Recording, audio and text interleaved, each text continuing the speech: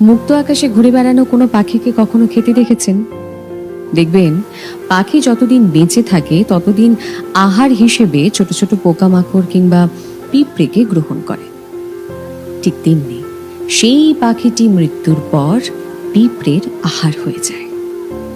সময় আর পরিস্থিতি কখনো একরকম থাকে না, সেটা যে কোনো সময় বদলে যেতে পারে।